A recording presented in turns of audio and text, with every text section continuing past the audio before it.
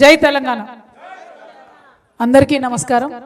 ఇవాళ ఫిబ్రవరి 12వ తారీఖు నాడు మరి ఒక చరిత్రాత్మకమైనటువంటి ప్రదేశంలో మళ్ళీ ఒకసారి తెలంగాణ ఉద్యమకారులందరినీ కలుసుకోవడం, వారందరితోని సమావేశం ఏర్పాటు చేసుకోవడం నిజంగా నేను ఒక రకంగా సిగ్గుపడుతున్నాను, ఇంకొక రకంగా అందరం కలిసి ముందడుగేస్తున్నందుకు సంతోషపడుతున్నాను. ఇవాళ ఇదే చోట ఆనాడు సమైక్యాంధ్రవాదులందరూ కూడా నోటికాడికి వచ్చినటువంటి మన తెలంగాణను వాళ్ళ రాజీనామాలతో అడ్డుకుంటూ ఉంటే పార్టీలు జెండాలు ఎజెండాలు పక్కకు పెట్టి తెలంగాణ జేఏసీ ఏర్పాటు చేసింది కూడా ఇక్కడనే, ఇదే ప్లేస్ నుంచి, ఇదే హాల్ నుంచి తెలంగాణ జేఏసీ ఏర్పాటైంది. అప్పుడు అన్ని పార్టీలలో ఉన్నటువంటి వాళ్ళు పార్టీలకు అతీతంగా జెండాలకు అతీతంగా వచ్చి కేవలం మాకు తెలంగాణ రాష్ట్రం ముఖ్యం కానీ ఇంకోటి కాదు అని చెప్పి ముందడుగేసి రాష్ట్రాన్ని సాధించుకుందాం. ఆ విషయం మీ అందరికీ తెలుసు. మళ్ళీ అటువంటి ప్రదేశంలోనే మనందరం అనేక మందిని ఉద్యమకారుల సంక్షేమం కోసం పెట్టుకున్నటువంటి సంఘాలందరం, ఉద్యమకారుల కోసం పనిచేస్తున్నటువంటి సంఘాలందరం కూడా కలిసి మళ్ళీ ఒక ముందడుగేస్తూ ఉన్నాం. బాధ అవుతుందని ఎందుకన్నా అంటే మనందరం కొట్లాడి రాష్ట్రం సాధించుకున్న తర్వాత రాష్ట్రం రాగానే మొదటి వరుసలోనే మనకు గౌరవం దక్కుతుంది అనుకున్నాం, మొదటి వరుసలోనే మన గుర్తింపు దక్కుతుంది అనుకున్నాం, మొదటి వరుసలోనే అంతో ఇంతో ఎవరికి తగ్గట్టు వారికి రాజకీయ గుర్తింపు దొరుకుతుంది అనుకున్నాం, ఆర్థిక అభివృద్ధి కొంచెం మనం ఒక అడుగు ముందేస్తాం, మన కుటుంబాలు బాగుంటాయి అనుకున్నాం. కానీ రాష్ట్రం వచ్చిన తర్వాత అనేకమైన అంశాలు జరిగినాయి, వాటన్నిటి గురించి మాట్లాడుకుందాం. కాకపోతే ముందుగా మనం అర్థం చేసుకోవాల్సింది, మనం వెనక్కి తిరిగి చూసుకోవాల్సింది, సింహావలోకనం చేసుకోవాల్సింది అద్భుతమైనటువంటి చరిత్ర మన తెలంగాణ గడ్డకున్నది. నేను ఒక మాట చెప్తా ఉన్నా, ఇవాళ నేను తెలంగాణలో పుట్టినందుకు గర్వపడుతున్నా. ఎన్ని కష్టాలన్నా కానీ, ఎన్ని నష్టాలన్నా కానీ, ఏమన్నా కానీ, ఎన్ని జన్మలున్నా మళ్ళా తెలంగాణలోనే పుట్టాలని కోరుకుంటున్నా. ఎందుకంటే తెలంగాణ గడ్డకున్నటువంటి చరిత్ర అటువంటి చరిత్ర. మానవాళి ఎప్పుడైతే పుట్టిందో అప్పుడు పుట్టింది మన తెలంగాణ, ఇప్పుడప్పటిది కాదు. ఆఫ్రికా గురించి చెప్తారు, ఇండస్ వ్యాలీ చెప్తారు, ఏదేదో చెప్తారు, కానీ మన తెలంగాణకు కూడా అంత గొప్ప చరిత్ర ఉంది, అంత పునీతమైన చరిత్ర ఉంది, అంత పురాతనమైన చరిత్ర ఉంది. ఈ గడ్డలో ఎంతో చరిత్ర ఉన్నా ఒక 150 ఏండ్ల చరిత్ర మాత్రం ఈ సందర్భంలో గుర్తు చేసుకోవాలి. మొట్టమొదటి బ్రిటిష్ వాళ్ళకు వ్యతిరేకంగా పోరాటం చేసినటువంటి గోండు బిడ్డ రామ్జీ గోండుని 1860లో దారుణాతి దారుణంగా ఆయనతో పాటు ఆయన ఫాలోవర్స్ అయినటువంటి 1000 మంది ఉద్యమకారులను ఒకటే మర్రి చెట్టుకు ఉరివేసి అత్యంత దారుణంగా బ్రిటిష్ వాళ్ళు చంపిండ్రు. ఆ చరిత్ర మరుగున పడిపోయింది. మనం చెప్పుకున్నాం, తవ్వుకున్నాం, తోడుకున్నాం ఉద్యమ సందర్భంలో. ఎట్టి పరిస్థితుల్లో ఆ త్యాగాన్ని మనం మర్చిపోకూడదు. ఆయన స్ఫూర్తితోని మళ్ళా దాదాపుగా 1940లో ఇంకొక గోండు బిడ్డ కొమరం భీం బయలుదేరి జల్ జంగల్ జమీన్ అని చెప్పి హక్కుల సాధన కోసం నిజాం సైన్యానికి ఎదురొడ్డి పోరాడి అమరుడైనటువంటి కొమరం భీం.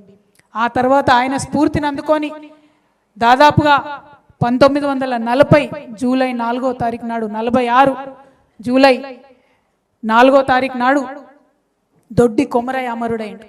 ఆనాటి నిజాం యొక్క గూండాలు, జమీందారులు, దొరలు, వారి యొక్క ప్రైవేట్ సైన్యం యొక్క దురాగతాలకు దొడ్డి కొమరయ్య అమరుడైతే మొత్తం అగ్గి ఉట్టింది తెలంగాణ అంతా. పేద బీద బిక్కి అందరు కూడా బయలుదేరి ఆయుధాలు పట్టుకొని ఇంకా సహించం ఈ దురాగతం, దున్నేవాడిదే భూమి, మా భూమి మాకు కావాలని ఆనాడు 1942లో వాళ్ళందరూ కూడా కొట్లాడితే మనకు స్వతంత్రం వచ్చే కన్నా ముందే, భారతదేశానికి స్వతంత్రం వచ్చే కన్నా ముందే బీద బిక్కికి అందరికి కూడా భూములు పంచుకున్నాం మనం ఇక్కడ తెలంగాణలో. ఆ తర్వాత స్వాతంత్రం వచ్చింది 1947లో, 48లో మనల్ని విలీనం చేసిండ్రు. ఇక స్వతంత్రం వస్తుందనంగా రజాకారుల దురాగతాలు భరించింది ఈ నేల, ఘోరాతి ఘోరమైన దురాగతాలు. బతుకమ్మలు ఆడించిండ్రు, ఆడబిడ్డల్ని బట్టలు ఇప్పించి అనేకమైన దురాగతాలు ఈ నేల సహించింది. ఆ తర్వాత మొత్తం ఇండియన్ సైన్యం వచ్చింది, ఆ సైన్యం దురాగతాలను కూడా భరించడం. ఎందుకు చెప్తా ఉన్నా అంటే ఈ నేల 150 సంవత్సరాల నుంచి నెత్తురు ఒడుస్తూనే ఉన్నది. ఎక్కడ కూడా మనకు శాంతి లేదు, సంతోషం లేదు. ఆ నెత్తురు ఓడుతున్నటువంటి చరిత్రను గుర్తు చేసుకోవాల్సిన సందర్భం ఇది. స్వతంత్రం వచ్చింది, స్వతంత్రం వచ్చిన వెంటనే వచ్చినటువంటి ఆ గవర్నర్ పాలనలో అప్పటిదాకా మనకు ఉర్దూ స్కూళ్ళు, ఇంగ్లీష్ లేదు, తెలుగు లేదు, స్కూళ్ళు మొత్తం మద్రాస్ స్టేట్ నుంచి ఆంధ్ర నుంచి ఇబ్బడి మబ్బడిగా టీచర్లను తీసుకొచ్చిర్రు మనకి ఇంగ్లీష్ చెప్పాలి తెలుగు చెప్పాలని. వాళ్ళ లొల్లి భరించలేక 1952లోనే ముల్కీ నాన్ ముల్కీ గో బ్యాక్ అనేటటువంటి పెద్ద ఉద్యమం వచ్చింది. అది అయిపోయింది, అక్కడ కొట్లాడినాం. ఆ తర్వాత 56లో అప్పుడున్నటువంటి మన రాజకీయ నాయకులందరూ కూడా ఢిల్లీకి గులాములు అయ్యి మనల్ని తీసుకుపోయి ఆంధ్రలో కలిపిండ్రు. తర్వాత 1962లో ఇడ్లీ సాంబార్ గోబ్యాక్ అనేటటువంటి మూమెంట్ వచ్చింది. అంటే ఎక్కడా గ్యాప్ లేదు. 3 ఏళ్ళు 2 ఏళ్ళు 4 ఏళ్ళకు ఒక ఉద్యమం వస్తూనే ఉన్నది తెలంగాణ. ఎన్నడూ మనం ప్రశాంతంగా లేము. 62లో ఇడ్లీ సాంబార్ ఉద్యమం వస్తే ఆ తర్వాత 1969లో జై తెలంగాణ మూమెంట్ వచ్చింది. ఇక మాతో కాదురా నాయన వీళ్ళతో ఉండలేము, మమ్మల్ని దయచేసి వేడి చేయండి అని చెప్పి కలిపినాక వెంటనే 1969లో ఉద్యమం వస్తే కాసు బ్రహ్మానంద రెడ్డి గారు 369 మన పిల్లలను పొట్టన పెట్టుకున్నాడు, తుపాకులతోని కాల్చి చంపిండు. కానీ తెలంగాణ రాష్ట్రం వచ్చిన తర్వాత కూడా ఇంకా కేబీఆర్ పార్క్ పేరు కేబీఆరే ఉన్నది. అదే బాధ, వేరే బాధ ఏం లేదు మనకు. మనని గుర్తించిరా, మనకు పదవి వచ్చిందా, పైసలు వచ్చిందా, రెండోది. ఎందుకు బాధపడుతున్నాం ఇవాళ అంటే ఏ అంశాల కోసమైతే కొట్లాడినామో, ఏ గౌరవం కోసమైతే కొట్లాడినామో, ఏ చేదు గుర్తులైతే ఉండొద్దు అనుకున్నామో అవి ఇంకా మిగిలే ఉన్నాయి. అదే పెద్ద బాధ, వేరే బాధ ఏం లేదు. ఇవాళ మనం 1969 దాటుకున్నాం.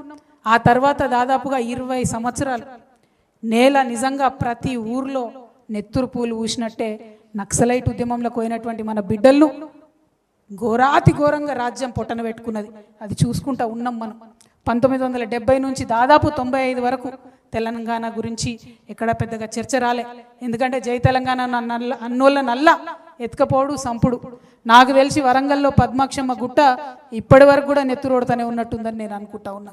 మరి అటువంటి సందర్భంలో 1995లో అనేక మంది విప్లవ వీరులు, ప్రజా సంఘాలు, జనశక్తి ఆధ్వర్యంలో బయటకు వచ్చి వరంగల్ డిక్లరేషన్ చేసిండ్రు. అప్పుడు పుట్టింది మళ్ళీ ఒకసారి అగ్గి. వరంగల్ డిక్లరేషన్ చేసి గద్దరన్న నాకు తెలిసి మొదటిసారి బయటకు వచ్చి జనంలోకి వచ్చి ప్రజానాట్య మండలి నుంచి మా తెలంగాణ మాకు కావాల్సిందే అని నినదించిండు. అంటే అన్ని సంవత్సరాలు 1956లో మనని కలిపిన తర్వాత కూడా అన్ని సంవత్సరాలు మన దగ్గర ఉండేటటువంటి విప్లవకారులు, ప్రజా సంఘాలు, మేధావులు అందరూ కూడా నిప్పును కాపాడుకుంటూ తెలంగాణ భావాన్ని కాపాడుకుంటూ వచ్చారు. ఆ తర్వాత కలిసొచ్చే కాలానికి నడిసొచ్చే కొడుకు ఉడతాడు అన్నట్టు 2001లో కేసీఆర్ గారు పార్టీ పెట్టి ఆ యొక్క నిప్పు ఏదైతే ఉందో దాన్ని ఆయన అగ్గి రాజేసిండు. దాన్ని మొత్తం మన తెలంగాణ సమాజం అంతా కూడా ఆయన చుట్టూ నిలబడి కొట్లాడి కలబడి 2014లో తెలంగాణ తెచ్చుకున్నాం. ఆ విషయం మనందరికీ తెలిసింది. తెలంగాణ తెచ్చుకున్నాక ఏదైతే మనం ఆలోచన చేసినామో, ఏదైతే గౌరవం ఉద్యమకారులకు దక్కుతుంది అనుకున్నామో, కొంతమందికి అక్కడక్కడ పదవులు వచ్చినాయి, కొంతమందికి ఎమ్మెల్యే సీట్లు వచ్చినాయి, కొంతమంది జెడ్పీటీసీ లైన్రు, కొంతమంది ఎంపీపీ లైన్రు, కొంతమంది చైర్మన్ లైన్రు, కొంతమంది మంత్రులు లైన్రు.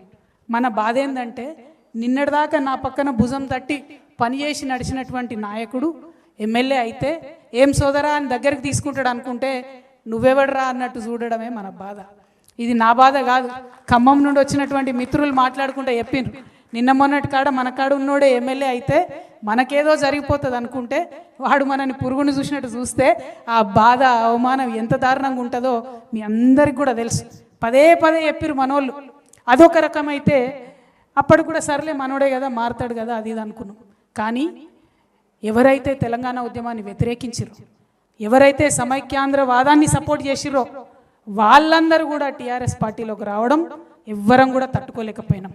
వాళ్ళు వచ్చి మనం ఎవరి ఇండ్ల మీదకైతే పోయినామో, ఎవరైతే పోలీసులను పెట్టి మనను కొట్టించిండ్రో, మన ఈపుల మీద లాఠీలు ఇరిచిండ్రో వాళ్ళందరూ వచ్చి మన కేసీఆర్ పక్కన కూర్చుంటారు ఏందని బాధ తప్పితే ఇంకో బాధ లేదు ఉద్యమకారులకు. ఇవాళ ఇక్కడ ఉన్న ప్రతి ఒక్కరు అదే అన్నారు. ఎవ్వరం సార్ని తిట్టాలనుకుంటలేం, కేసీఆర్ గారిని తిట్టాలనుకుంటలేం. ఎందుకు బాధపడుతున్నామంటే 10 ఏళ్ళు రాజ్యం ఇస్తే టీఆర్ఎస్ పార్టీ ఎందుకు న్యాయం చేయలేదన్నది మాత్రం ఖచ్చితంగా అడిగి తీరాల్సినటువంటి ప్రశ్ననే. కేశవరావు జాదవ్ గారు చనిపోతే ఎందుకు ఆయనకు అధికార లాంఛనాలతోని అంత్యక్రియలు జరగలేదని అడగాల్సినది. అందులో ఎటువంటి అనుమానం లేదు. ఎవరికి జరిగినాయి అధికార లాంఛనాలతో అంత్యక్రియలు? ఆ పేర్లు నేను చెప్పదలుచుకోలే. చాలా మందికి జరిగినాయి, మన ప్రాంతం వాళ్ళకు కాని వాళ్ళకు కూడా అధికార లాంఛనాలతో అంత్యక్రియలు జరిగినాయి తప్పితే ఉద్యమకారులకు జరగలేదనేటటువంటి బాధ. జయశంకర్ సార్ బొమ్మ పెట్టాలని నేనే ఎవరో కాదు, జయశంకర్ సార్ బొమ్మ మనకు కేబీఆర్ పార్క్ దగ్గర పెట్టాలని నేనే స్వయంగా ఆనాటి మున్సిపల్ శాఖ మంత్రి గారిని పదే పదే పదే అడిగిన. సుప్రీంకోర్టు తీర్పు అడ్డం వచ్చింది జయశంకర్ సార్ బొమ్మ పెట్టాలంటే. పోనీ ట్యాంక్ బండ్ మీద పెడదామని అడిగిన, పెట్టుకోలేకపోయినాం. వేరే వాళ్ళవి ఉన్నాయి ఆడ తీస్తామని ఉద్యమంలో అనుకున్నాం, తీయకపోతే. కానీ కనీసం మన వాళ్ళే పెట్టుకోలేకపోతామనే బాధ మాత్రం ఇప్పటికి కూడా వెంటాడుతూ ఉన్నది. ఇక ఇప్పుడు ఈయన వచ్చిన ఆయన అయితే ఎవరు బొమ్మలు పెడుతుండో, ఎందుకు పెడుతుండో, మన హైదరాబాద్ కూడళ్ళలో ఏం బొమ్మలు పెడుతుండో అర్థం కూడా కానటువంటి పరిస్థితి ఉన్నది. మన బాధ ఏంటంటే ఉద్యమంతో సంబంధం లేనోడికి ఆడి పక్కన చేరి మనం ఉద్యమం గెలిపించుకున్నామని చెప్తున్నారు చాలామంది. ఇక్కడ ఉద్యమకారులందరూ కూడా కోపంతోని, ఆవేదనతోని అసలు ఉద్యమానికి వ్యతిరేకంగా గన్ను పట్టుకొని తిరిగినటువంటి రేవంత్ రెడ్డిని గెలిపించుకున్నామంటే ఎంత దౌర్భాగ్యం ఇది, మామూలు దౌర్భాగ్యం కాదు. ఇక ఆయనకి ఏం సోయి ఉంటుంది ఉద్యమానికి సంబంధించి, తెలంగాణకు సంబంధించి ఏం సోయి ఉంటుంది, ఏం ఎక్స్పెక్ట్ చేస్తాం ఆయన దగ్గర? రవీంద్ర భారతిలా గద్దర్ అన్న విగ్రహం ఉండాలి. ఎవరి విగ్రహం ఉన్నది ఇవాళ? రవీంద్ర భారతిలా బిరుదరాజు రామరాజు గారి విగ్రహం ఉండాలి. ఎవరిది ఉన్నది ఇవాళ? రవీంద్ర భారతిలా సుద్దాల హనుమంతు విగ్రహం ఉండాలి. ఎవరి విగ్రహం ఉన్నది ఇవాళ? మరి ఇటువంటి సందర్భాన్ని బాధపడి ఏం లాభం? మన చేతుల్లో ఉన్నప్పుడు పొడగొట్టుకుంటుంది, మనం సోయితో చేసుకోలేకపోతే ఇప్పుడు బాధపడి ఏం లాభం? పోరాటం తప్పితే ఇప్పుడు మనకు వేరే శరణ్యమే లేదు. ఎందుకంటే కాంగ్రెస్ పార్టీకి ఎప్పుడైనా ఒకటే భాష అర్థమవుతుంది, పోరాడితేనే అర్థమవుతుంది. 69 నుంచి పోరాడినాం కాబట్టే తెలంగాణ వచ్చింది. ఇప్పుడు పోరాడితేనే ఖచ్చితంగా రేపటి నాడు మన ఉద్యమకారులకు న్యాయం జరుగుతుంది. ఇవాళ నిజంగా బాధ అనిపిస్తుంది నాకు. మనం ఎవరం? అందరం మనం టైగర్స్, మనం సింహాలం. నాకు కొట్లాడినాం, మనం కొంచెం బాధపడ్డాం కరెక్టే. మనోళ్ళే గాయం చేసిరు కాబట్టి నొప్పి ఎక్కువైతుంది, అంతే తప్పితే గాయాలకు భయపడేటోళ్ళం కాదు. మనం కొట్లాడాలి, మళ్ళీ పిడికిలు బిగించాలి. ఎవరి కోసం కొట్లాడాలి? తల్లిని విముక్తం చేసినాం కదా, తల్లిని విముక్తం చేసినాం, కానీ మనం బానిసలైనాం. ఇవాళ మన బానిస సంఖ్యలు తెంచుకోవడం కోసం మనం ముందటికి పోవాలి, మన బతుకు తెరువు కోసం మనం ముందటికి పోవాలి, మన పిల్లల దగ్గర, మన కుటుంబం దగ్గర మన గౌరవం నిలబెట్టుకోవడం కోసం ఖచ్చితంగా ముందుకు పోవాలి, ముందడుగేయాలి, వేద్దాం. నేను ఆనాడు చెప్పినా మళ్ళీ ఈనాడు చెప్తున్నా, ఉద్యమకారులు బాగా కష్టపడున్నారు, ఇబ్బంది పడున్నారు. మళ్ళా ఒకసారి మీ మీద లాఠీ పడితే దానికి ముందు నా మీద పడేటట్టు మీ ముంగట నేను నడుస్తాను ఆనాడు చెప్పిన, మళ్ళీ కూడా చెప్తా ఉన్నా. మీ మీదికి ఎక్కువ పెడితే ఆ బుల్లెట్ మొదట నన్ను దాటుకొనే మీ దగ్గరకు వస్తుందనే విషయాన్ని కూడా నేను మళ్ళీ చెప్తా ఉన్నా. నేను ఉట్టుగా చెప్తలేను, చాలా బాధతో ఆవేదనతో చెప్తున్నా. మా అన్నదమ్ములు, అక్క చెల్లెలు అలా మాట్లాడిన వాళ్ళందరికీ చెప్తున్నా. మీరు బయట ఉండి బాధపడ్డారు, నేను లోపల ఉండి బాధపడ్డా. అంతకు మించి కొత్తగా జరిగింది ఏం లేదు. నేను జీ హుజూర్ అంటే గానే ఉంటుండి, క్యా హుజూర్ అన్న కాబట్టి గీడున్నాయి అలా బయట. కాబట్టి మీరు ఆలోచన చేసుకోండి, అర్థం చేసుకోండి. పెద్దగా విప్పి చెప్పాల్సిన అవసరం లేదు, ఇంటి గుట్టు బయట పెట్టుకోవాల్సిన అవసరం లేదు. ఉద్యమంలో కలిసి పనిచేసినాం, ఉద్యమం కోసం పనిచేసినాం, రేపు కూడా రాష్ట్రం కోసమే పనిచేయాలి. మనం తెచ్చుకున్న రాష్ట్రం, మనం తెచ్చుకున్నటువంటి ఈ రాష్ట్రం మన యువ మిత్రులకు పనికొచ్చేటట్టు ఉండాలి. ఏం జరుగుతుంది అలా? రేవంత్ రెడ్డి గారు వచ్చినప్పుడు ఏమన్నాడు ఆయన ఏమన్నాడు? మొత్తానికి మొత్తం నిరుద్యోగులకు అన్యాయం జరిగిందన్నాడు.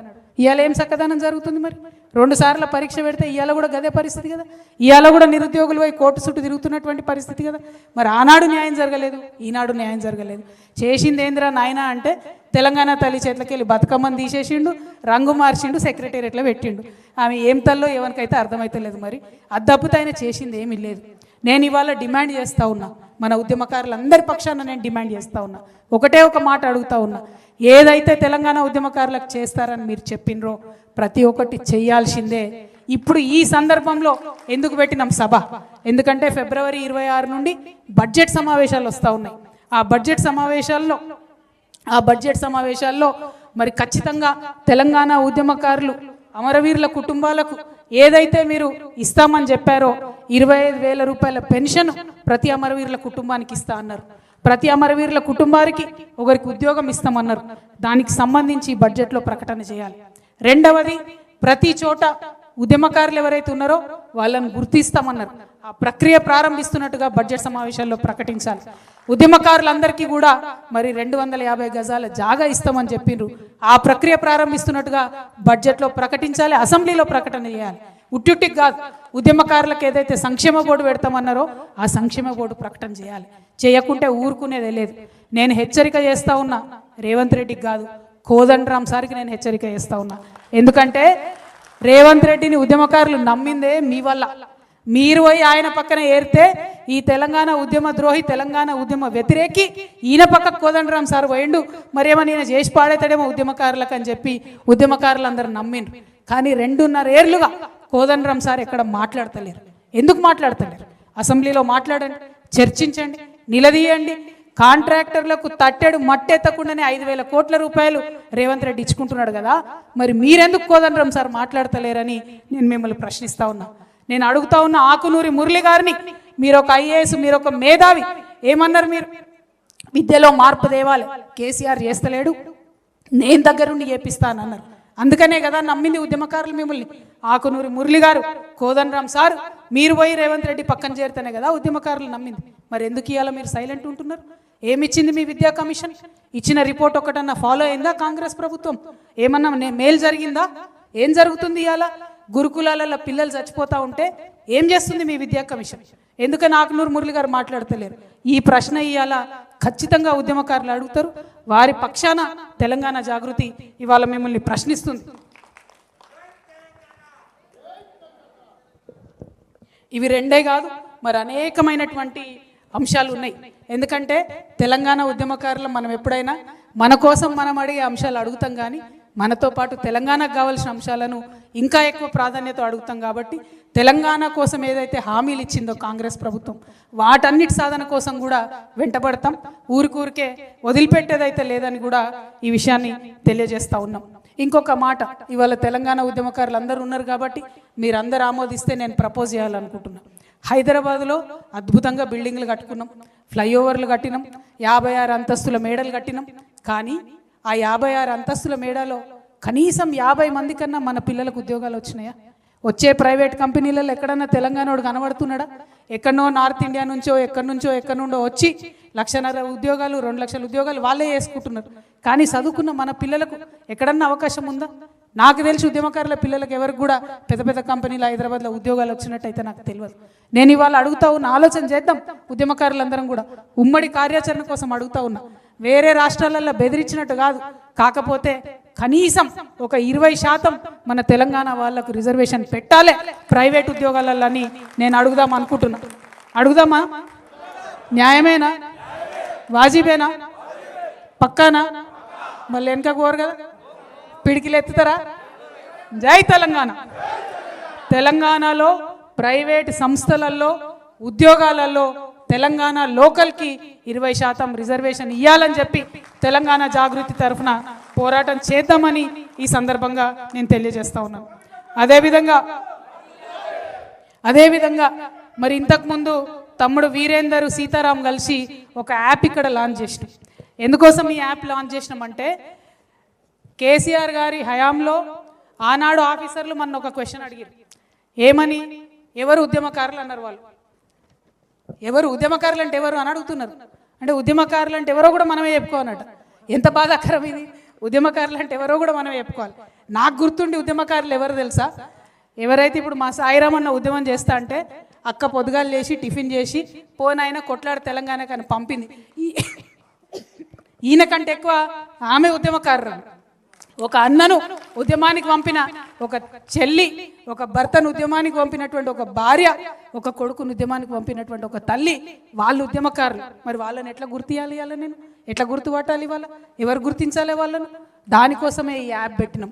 ఎందుకంటే ఈ యాప్లో మనం రిజిస్టర్ అయిదాం, మనకు మనమే ఐడెంటిటీ కార్డులు ఇచ్చుకుందాం, మనకు మనమే అన్నీ కూడా ఇద్దాం. కేసులు అయిన వాళ్ళు ఉద్యమకారులు అంటారు. నా మీద అయితే కేసులు లేవు. మరి నేను ఉద్యమంలో ఉన్నాను లేదా మీరే చూసుకోవాలి. ఎందుకంటే బోలెడని పెట్టిరు వాళ్ళే, ఏవి నిలబడలే, అన్ని పోయినాయి కోట్ల. మరి ఇలా కేసులు ఉన్నోళ్ళే ఉద్యమకారులు అంటే మిగతా వాళ్ళ పరిస్థితి ఏంది? వందల వేల సంఖ్యలో ఉద్యమకారులు ఉన్నారు. ప్రతి చోట ప్రతి జిల్లాలో ఉద్యమకారులు ఉన్నారు. అందుకే ప్రభుత్వాలు గుర్తిస్తే సరి, వాళ్ళు కార్యాచరణ మొదలు పెడితే సరి. లేదంటే ఏదైతే మనం యాప్ లాంచ్ చేసినామో దాంతో ఇమీడియట్గా ఉద్యమకారులంతా డేటా కూడా తీసుకొని ఐడి కార్డ్స్ పెట్టుకొని, ఇగో ఇవి మా ఐడి కార్డ్స్ అని సెక్రటేరియట్కి పోయి ముఖ్యమంత్రి గారికి ఇద్దాం. ఆయన అప్పుడు ఇవ్వకపోతే అప్పుడు కోదండరాం సార్ని మళ్ళీ పట్టుకుందాం, అప్పుడు ఆకునూరు మురళి గారిని మళ్ళీ పట్టుకుందాం, అప్పుడు ఉద్యమాలలో ఉండి రేవంత్ రెడ్డిని ముఖ్యమంత్రిని చేయడంలో కీలక పాత్ర పోషించినటువంటి అందరినీ కూడా అప్పుడు పట్టుకుందాం, అడుగుదామని ఈ సందర్భంగా నేను తెలియజేస్తున్నా. అదేవిధంగా ఇంకొక మాట మనం గుర్తుపెట్టుకోవాలి. ఎంతోమంది ప్రెస్ మిత్రులు పాపం వాళ్ళ యాజమాన్యాలకు వ్యతిరేకించి కూడా మన కోసం వాళ్ళు రాసి వాళ్ళకి న్యాయం జరగాలి. ఎంతోమంది నాకు తెలిసిన వాళ్ళు పత్రికలు పెట్టుకున్నారు, ఇల్లు అమ్ముకున్నారు, పుస్తకాలు వేసారు, తెలంగాణ సాహిత్యాలు ఇండ్లు అమ్ముకున్నారు. వాళ్ళని గుర్తించిన వాళ్ళు ఎవరు లేరు. ఆ రచయితలు, ఆ కళాకారులు, ఆ పుస్తకాలు వేసిన వాళ్ళు వాళ్ళకు గౌరవం దక్కాలి. ఏదో ఒకటి చేద్దాం, మనందరం కలిసి ఈ యాప్ పెట్టుకుందాం. ఈ యాప్లో ఉద్యమంలో ఎవరు ఎంత కాంట్రిబ్యూట్ చేసినా సరే వాళ్ళందరినీ కూడా మరి గుర్తించి గౌరవిద్దామని చెప్పి నేను తెలియజేస్తా ఉన్నా. ప్రభుత్వాలు గౌరవించే కన్నా ముందు ఈ యాప్లో వచ్చినటువంటి డేటాకి తెలంగాణ జాగృతి సంస్థ నుండి ఖచ్చితంగా హెల్త్ ఇన్సూరెన్స్ మేము ఇవ్వడం జరుగుతుంది. ఎందుకంటే ఇది ఉట్టిగా చెప్తలేను నేను. కుత్బుల్లాపూర్ నుండి నాకు ఒక అన్న కలిసి చెప్పిండు, అక్క మా భార్యకు బాగలేకపోతే కనీసం హాస్పిటల్కి తీసుకోలేని పరిస్థితుల్లో నేను ఉన్నాను. సో ఉద్యమకారుల కుటుంబానికి, భార్యకు, భర్తకు, పిల్లలిద్దరు ఉంటే పిల్లలిద్దరికి, ముసలి తల్లి తండ్రి ఉంటే వాళ్ళిద్దరికి, మొత్తం కుటుంబంలో దాదాపు 6 మందికి తెలంగాణ జాగృతి నుండి ఆ యాప్లో ఎన్రోల్ అయిన వాళ్ళందరికీ హెల్త్ ఇన్సూరెన్స్ మేము ప్రొవైడ్ చేస్తాం. ఎందుకంటే మమ్మల్ని చూసి ప్రభుత్వానికి సిగ్గు రావాలి, మమ్మల్ని చూసి ప్రభుత్వానికి బుద్ధి రావాలి. కనీసం వాళ్ళు హెల్త్ ఇన్సూరెన్స్, లైఫ్ ఇన్సూరెన్స్ ఇవ్వాలనేటటువంటి ఆలోచన వాళ్ళకి రావాలని చెప్పి మా చిరు ప్రయత్నంగా ఈ ప్రయత్నాన్ని మొదలు పెడుతున్నామని కూడా నేను తెలియజేస్తా ఉన్నా. అదేవిధంగా మరి మీకు ఇంకొక మాట చెప్పాలని, చాలా మంది నేను ఎప్పుడైతే ఒక పొలిటికల్ పార్టీ పెడతా అన్నానో చాలా మంది నా మీద దాడి చేస్తూ ఉన్నారు, రకరకాలుగా మాట్లాడుతూ ఉన్నారు. దాడులు మనకేం కొత్త కాదు, 20 ఏళ్ళ నుంచి భరిస్తూనే ఉన్నాం. కాకపోతే మీ అందరికీ నేను ఒక మాట చెప్పదలుచుకున్నా, నేను అధికారంలో ఉన్నా లేకున్నా నా పక్కలు ఎప్పుడైనా ఉద్యమకారులే ఉన్నారు, పైరవికారులు లేరు. రేపటి నాడు కూడా పొలిటికల్ పార్టీ ఖచ్చితంగా పెడతాం. ఈ రాష్ట్రంలో స్వీయ రాజకీయ అస్తిత్వంతో తెలంగాణ అనే పదాన్ని తన పేరులో నింపుకొని, తెలంగాణ అనే పదాన్ని తన ఆశయాల్లో నింపుకొని, తెలంగాణ అనే పదాన్ని తన ఆచరణలో నింపుకునేటటువంటి పొలిటికల్ పార్టీ రావాల్సిన అవసరం ఉన్నది. ఖచ్చితంగా దానికోసం పెడతాం. మాది ఫక్తు రాజకీయ పార్టీ కాదు, ఉద్యమకారులను కలుపుకొని ఉద్యమ ఆకాంక్షలను నెరవేర్చడానికి, తెలంగాణ వాదాన్ని నిలబెట్టడానికి, తెలంగాణ అస్తిత్వాన్ని పరిరక్షించడానికి రాబోయేటటువంటి రాజకీయ శక్తిగా ఉంటుంది తప్పితే ఫక్తు రాజకీయ పార్టీగా ఉండదు. ఎందుకంటే ఈ నేల ఏదైతే నెత్తురొడిసిందో, ఈ నేల ఏదైతే 100 సంవత్సరాలుగా నెత్తురొడిసిందో ఇంకా ఆ గాయాలు మానలేదు, ఇంకా బిడ్డలు కోలుకోలేదు. కాబట్టి ఖచ్చితంగా ఫ్యూచర్లో రాజకీయ శక్తిగా మా యొక్క ఉద్యమ సంస్థ ఏదైతే జాగృతి ఉందో రాజకీయ శక్తిగా మారుతుంది. తప్పకుండా ఉద్యమకారుల ఎజెండాను తీసుకొనే ముందుకు పోతామని ఈ సందర్భంగా నేను తెలియజేస్తా ఉన్నాను. అదేవిధంగా ఇంకొక మాట చెప్పాలి, మనం ఎన్ని ఉద్యమాలు చేసినాం పేర్లు కూడా మర్చిపోయి ఉంటారు. జైల్ బరో, రైల్ రోకో, సాగరహారం, మానవహారం, చాలా చాలా చాలా ఉద్యమాలు చేసినాం. వంట వార్పులు, బతుకమ్మలు, సింగరేణి కార్మికులు, సడక్ బంద్, అన్ని ఉద్యమాలు చేస్తే ఆ ఉద్యమాలకు సహకరించిన వాళ్ళు చాలా మంది ఉన్నారు. పాపం చిన్న చిన్న కాంట్రాక్టర్లు అయితే పాపం మా గ్రామాలలో టెంట్లు నడిపారు, మండలాలలో టెంట్లు నడిపారు. ప్రింటింగ్ ప్రెస్ వాళ్ళు నాకు గుర్తుంది, సంఘాలకు ఫ్రీగా కొట్టించారు, ప్యాంప్లెట్లు వేసుకోండి రా బాబు అని చెప్పి. అనేక మంది చిన్న స్కూళ్ళు, పాపం బడ్జెట్ స్కూళ్ళు, వాళ్ళకే స్కూళ్ళు చక్కగా నడవవు, వాళ్ళు బస్సులు ఇచ్చి మనకు స్కూళ్ళకు, మనకు ఉద్యమాలకు సపోర్ట్ చేసినటువంటి విద్యా సంస్థలు అనేకం ఉన్నాయి ఈ రాష్ట్రంలో. కానీ తెలంగాణ రాష్ట్రం వచ్చిన తర్వాత ఆ విద్యా సంస్థలకు ఏమి జరగలే. ఆ తెలంగాణ ప్రింటింగ్ ప్రెస్ వాళ్ళు అయితే సెక్రటేరియట్ చుట్టూ తిరిగి తిరిగి తిరిగి చల్లబడ్డారు తప్పితే వాళ్ళకేం జరగలే. చిన్న చిన్న కాంట్రాక్టర్లు తెలంగాణలో ఉన్న వాళ్ళకు లాభం జరగలే. కానీ మెగా కృష్ణారెడ్డికి మాత్రం మంచిగా అపర కుబేరుడిగా 40వ స్థానంలో వచ్చింది. మరి అది మారాలి అనే కొత్త రాజకీయ శక్తి రాబోతూ ఉంది. మన వాళ్ళని కాపాడుకోవడానికే కొత్త రాజకీయ శక్తి రాబోతూ ఉంది. అదేవిధంగా మిమ్మల్ని నేను కోరేది ఒకటే, కేసీఆర్ గారి మీద ఎవరికి నిజంగా కోపం లేదు. ఆయన ఉద్యమంలో కష్టపడ్డాడు, పనిచేసిండు. మొదటిసారి అధికారం ఇచ్చిర్రు ప్రజలు, ఎవరిని కాదని ఇచ్చిండ్రు. ఆనాడు కొట్లాడినాం మనందరం, మనకు ఒక రాజకీయ పార్టీ ఉండాలని 63 మందితో అధికారం ఇచ్చినాం. ఇచ్చిన తెల్లారు ఏమైంది, అన్ని పార్టీలు ఇళ్ళకే విలీనమైంది. నువ్వు ఎవరిని కోటేసినా ఇళ్ళకే వస్తారనేటటువంటి పరిస్థితి వచ్చింది. అన్నిటికన్నా ఎక్కువ ప్రజాస్వామ్య విలువలు అనేటటువంటి కాలరాయబడ్డాయి. ధర్నా చౌక్ ఎత్తేసిండ్రు, అసహనం ఎక్కువైపోయింది. ఎవరన్నా ఫేస్బుక్లో ఒక చిన్న కమెంట్ పెడితే ఎత్తుకొచ్చి పోరగాళ్ళని అరెస్ట్ చేసి కొట్టుడు పెట్టిరు. ఎవరన్నా యూట్యూబ్లో ఒక చిన్న మాట మాట్లాడితే ఎత్తుకొచ్చి పోరగాళ్ళని అరెస్ట్ చేసి పెట్టిరు. అది నచ్చలేదు తెలంగాణ ప్రజలకు. అందుకే అధికారానికి దూరమైన తప్పితే ఇంకొక మాట కాదు. అహంకారం అనేటటువంటిది, ఆ యొక్క సహనశీలత లేకపోవడం అనేటటువంటిది కరెక్ట్ కాదు. తెలంగాణ వాళ్ళకు ఉండే గుణమే అది. మనకుండే గుణమే మంచితనం, మనకుండే గుణమే కలుపుగోల్తనం, మనకుండే గుణమే బోలాతనం. దాన్ని కోల్పోతే తెలంగాణ ఆత్మ కోల్పోయినట్టే. రేపు రాబోయే రాజకీయ శక్తికి అవన్నీ నింపుకొని ఉంటుందని చెప్పి మీ అందరికి కూడా నేను ఈ సందర్భంగా తెలియజేస్తా ఉన్నాను. అదేవిధంగా ఇంకొక మాట చెప్పాలి నేను. ఆనాడు మీ అందరికీ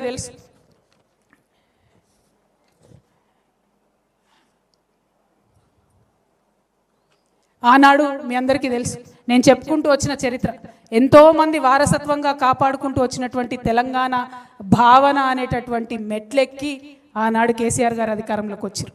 ఇలా రేవంత్ రెడ్డి గారు ఏం చేశారు? విద్యార్థులకు మాట ఇచ్చి, యువతకు మాట ఇచ్చి, మహిళలకు మాట ఇచ్చి, ముసలి వాళ్ళకు మాట ఇచ్చి, అందరి యొక్క ఆకాంక్షల మీద మెట్లెక్కుంటూ ఈయన వచ్చిండు. రేవంత్ రెడ్డి గారికి మేము హెచ్చరిక చేస్తూ ఉన్నాం, ఉద్యమకారులందరి దగ్గర నుంచి. ఆ పెద్ద మనిషి ఆ ఆకాంక్షలు పట్టించుకోలేదు కాబట్టి అధికారం కోల్పోయిండు. మీరు కూడా ఈ ఆకాంక్షలను పట్టించుకోకపోతే బంగ్లా బయటికి గుంజుతారు. రెడ్డి గారు మిమ్మల్ని ఏం వదిలిపెట్టారు తెలంగాణ ప్రజలు. కాబట్టి గుర్తుపెట్టుకోండి, ఒళ్ళు దగ్గర పెట్టుకోండి, ఉద్యమకారులకు ఇచ్చినటువంటి ఆకాంక్షల్ని నెరవేర్చండి. మరి ఇక్కడ ఉద్యమకారుల సంఘాలు అనేకం వచ్చినాయి, అమరవీరుల సంఘాలు అనేకం వచ్చినాయి. మా నాగులు వాళ్ళ భార్య స్వరూప వచ్చింది. ఆ నాగులు అనేటటువంటి తమ్ముడు అసెంబ్లీ ముంగట ఉద్యమకారులను కేసీఆర్ గారు పట్టించుకుంటలేరని నిండు అసెంబ్లీలో తెలంగాణ వచ్చినాక అసెంబ్లీ ముంగట ఒళ్ళు కాల్చుకొని చచ్చిపోయినటువంటి నాగులు ఉన్నాడు. మరి ఆయనకి ఏం జవాబు చెప్తాం? ఇవాళ తెలంగాణ ప్రజలు ఆలోచన చేయాలి. అదేవిధంగా మా పూలమ్మ ఉన్నది, వాళ్ళ కొడుకు ఆనాడు అమరుడు అయిపోయినాడు. మరి ఆ పూలమ్మకి ఏం సమాధానం చెప్తామో ఆలోచన చేసుకోవాలి. సిద్ధారెడ్డి సార్ ఉన్నాడు, వేణుగోపాల్ రెడ్డి గారి ఫాదర్, ఆయన కూడా మాట్లాడుతున్నాడు. కేసీఆర్ఏ స్వయంగా అసెంబ్లీలో 1100 మంది పిల్లలు చచ్చిపోయినంటిరి, 540 మందికి కూడా మీరు అమరుల కుటుంబాలను ఆదుకోకపోతే ఏం చేస్తారని చెప్పి వాళ్ళు ప్రశ్న అడుగుతూ ఉన్నారు. అట్లానే ఒకరు కాదు, రెండు కాదు, అనేక మంది. స్వాతి ఉన్నది, ఎవరమ్మా? జయ శ్రీనివాస్ గారి భార్య. థ్యాంక్ యూ స్వాతి అమ్మ. అట్లానే అనేక మంది వచ్చిండ్రు. సాయిరామ్ అన్న వచ్చిండు, తెలంగాణ అమరవీరుల ఆశయ సాధన సమితి. అంజిరెడ్డి గారు వచ్చిరు, మలిదశ ఉద్యమకారుల సంక్షేమ సంఘం. బత్తుల సోమయ్య గారు వచ్చిరు, తెలంగాణ ఉద్యమకారుల ఐక్య వేదిక. కుమారస్వామి గారు వచ్చిరు, కరీంనగర్ ఉద్యమకారుల వేదిక. రవీందర్ రెడ్డి గారు వచ్చిరు, తెలంగాణ ఉద్యమకారుల ఫోరం. భోగే పద్మ గారు వచ్చిరు, ఉద్యమకారుల జేఏసీ. కుసుమ సిద్ధారెడ్డి గారు వచ్చిరు, తెలంగాణ అమరవీరుల కుటుంబాల వేదిక. తెలంగాణ జానకిరెడ్డి గారు వచ్చిరు, టీయూ జేఏసీ. సాజిదా సికిందర్ గారు వచ్చిరు, తెలంగాణ ఉద్యమ జేఏసీ. రావుల వెల్లయ్య గారు వచ్చిరు, స్వర్ణ తెలంగాణ సంక్షేమ సంఘం. అట్లానే థామస్ గారు, మన ఖమ్మం నుండి వచ్చిన కృష్ణ గారు, అనేక మంది ఉద్యమకారులు అన్ని జిల్లాల నుండి వచ్చిన వాళ్ళు కనబడుతున్నారు. మా సింగరేణి నుంచి మా తమ్ముడు వెంకట్ గారు, శ్రీనివాస్ రెడ్డి గారు, కాచం సత్యనారాయణ గారు, తమ్ముడు రంజిత్ గారు, అట్లానే మురళీధర్ దేశపాండే సారు. ప్రతి ఒక్కరికి వచ్చిన వాళ్ళకు పేర్లు మర్చిపోతే క్షమించండి, ఎక్కువ మంది ఉన్నాం. కానీ కలిసినటువంటి సందర్భం, కలుసుకుంటున్నటువంటి సందర్భం ఖచ్చితంగా చరిత్రలో నిలబడిపోయేటటువంటి సందర్భం. ఉద్యమకారుల కోసం మరొక ఉద్యమం చేస్తూ బయలుదేరేటటువంటి సందర్భం. కాబట్టి మిమ్మల్ని నేను కోరేది ఒకటే, కించిత్ బాధతో మాట్లాడినా, మన వాళ్ళ మీదనే కొట్లాడాల్సి వచ్చిన ఈ టైంలో ఖచ్చితంగా మనం గుర్తు తెచ్చుకోవాల్సింది ఒక్కడనే. భగవంతుడు శ్రీకృష్ణుడు ఆనాడు చెప్పిండు, ధర్మం ఎటుంటే నువ్వు అటుండు, ఆ పక్కనున్నోడు నీవోడా నీ ఇంటోడా సుటమోడా అన్నది కాదు, ఎటు ధర్మం ఉంటే అటుండు అన్నారు. ఇవాళ ధర్మం ఉద్యమకారుల పక్షాన ఉన్నది, ఇవాళ ధర్మం అమరవీరుల కుటుంబాన పక్షాల ఉన్నది. కాబట్టి వారి పక్షాన నిలబడి ఖచ్చితంగా పిడికిలెత్తి పోరాటం చేస్తామని తెలియజేస్తూ మీ అందరి దగ్గర కూడా సెలవు తీసుకుంటా ఉన్నాను. Thank you. జై తెలంగాణ, జై తెలంగాణ, జై తెలంగాణ. దయచేసి అందరూ నిలబడి అట్లనే అభివాదం చేయండి. మీరు జరగండి, జాగృతి పిల్లలు జరగండి. జై తెలంగాణ. అందరూ అభివాదం చేయండి అన్న చేతులెత్తి. జై తెలంగాణ. జోహార్ తెలంగాణ అమరవీరులకు, జోహార్ తెలంగాణ విద్యార్థి అమరవీరులకు. జై తెలంగాణ. ఉద్యమకారుల ఐక్యత, ఉద్యమకారుల ఐక్యత, ఉద్యమకారుల ఐక్యత. జై తెలంగాణ. సాధిస్తాం సాధిస్తాం సాధిస్తాం సాధిస్తాం. జై తెలంగాణ.